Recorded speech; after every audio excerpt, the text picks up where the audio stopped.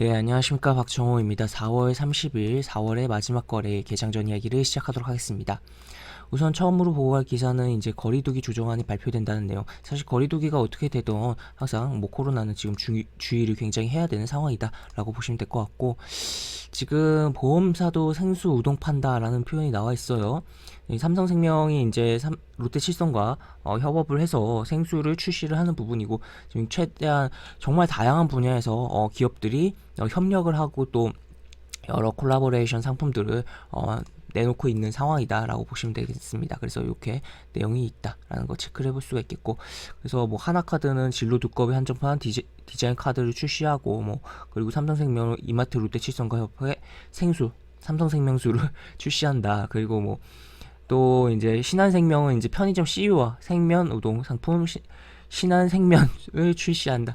굉장히 뭐 재밌는데 하여튼 이러한 내용들이 있고, 하여튼 참고를 해볼 수가 있겠네요. 그래서 기업들이 이제 워낙 어떻게 보면 젊은 세대들에 대해서 어필을 해서 친근함을 가져가면서 또 약간의 뭐 큰 수입으로 잡히진 못하겠지만 그래도 약간의 부수입도 없고, 하여튼 기업 자체의 이미지를 높이려는 그런 행보가 나오고 있다라고 보실 수가 있겠고, 하여튼 이런 내용이 있다 참고하시면 될 것 같습니다. 그 다음에 코스맥스 관련 내용인데, 약간 뭐 광고성 기사라고도 볼 수가 있을 것 같아요. 최근에 이슈가 있었다 보니까, 대규모 유상증자 이슈가 있었다 보니까 주가가 많이 하락을 한 상태에서 이런 기사가 나왔습니다. 다만 또 그러한 유상증자의 이면에는 워낙 생산 캐파가 생산에 대해서 뭐 부족하다 보니까 공장 증설을 위한 그런 유상증자다 보니까 추후 그게 다 잘 진행되고 나면은 매출도 증가를 하고 하면서 좀 기대감이 있는 상황이다라고도 볼 수가 있겠는데, 어쨌든 일단 차트는 좀 진정을 해야 되는 상황이지 않나 싶습니다. 그리고 또 다른 기사는, 이거는 사람들이 생각보다 잘 모르시더라고요. 그리고 지금 뭐 뒤늦게 좀 논란이 되고 있기도 한데, 하여튼 요렇게 2006년부터 요런 내용 있다는 거 참고해 보시면 될 것 같고, 그 다음에 그냥 뭐 사회적 이슈로 보시면 될 것 같습니다. 그 다음에 삼성전자 세계에서 가장 인기 있는 테크 기업 1위에 선정됐다고 해요.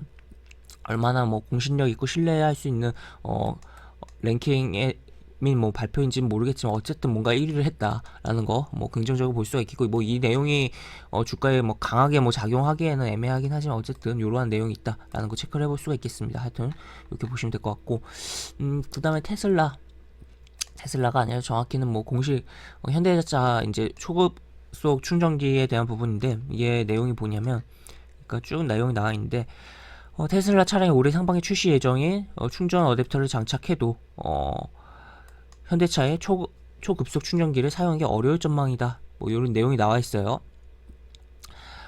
호환 가능한지 여부를 확인하는 것이 아니기 때문에 뭐 이런 식의 설명인데, 그러니까 어떻게 보면은 이제 테슬라에 대한 현대차의 진입 장벽이 생기고 있다. 그 인프라를 통해서. 그러니까 보통 근데 테슬라 같은 경우는 미국에서 굉장히 뭐 전 세계적 독보적인 전기차로서 뭐 자리매김을 한 부분이긴 한데, 미국 같은 경우는 자기 집에 차 주차 공간이 있고, 그러니까 거기다 이제 뭐 설치도 그 충전에 대한 부분도 뭐 생각을 해볼 수가 있고 한 부분이고 한데, 기본적으로 다른 해외 수출 같은 경우는 인프라를 직접 테슬라가 많이 깔지 않을 경우에는 어떻게 보면 테슬라가 도태될 가능성이 있다는 거죠. 이 부분을 통해서 지금 뭐 현대차가 깔아놓은 인프라에 테슬라가 편승할 수 없는 상황이다라는 거고, 현대차가 깔고 있는, 그렇게 따지면 충전 인프라가 떨어진다는 것은 결국에는 그 차량의 수요의 감소로 이어질 수 있다는 것도 염두를 해봐야겠습니다. 지금 굉장히 수소차 하는 부분도 있잖아요, 전기차 위에. 그런데도 불구하고 현재 상황에서 수소차가 중고차로 많이 나오고 있다고 해요. 그 이면에는 인프라의 부족이 있다라는 것이고, 인프라가 전국에 이제 50몇 개밖에 없다고 해요, 충전 인프라가.